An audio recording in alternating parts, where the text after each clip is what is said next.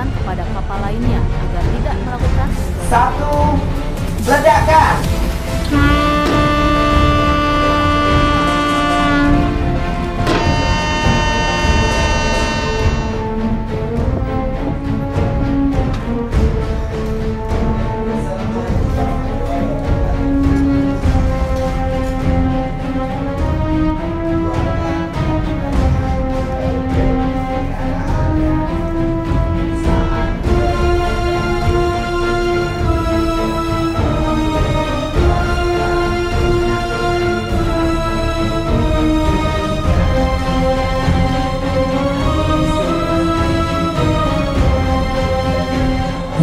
Sudah sebetulnya penenggelaman itu sudah sangat banyak dibahas, sudah tidak perlu dibahas lagi.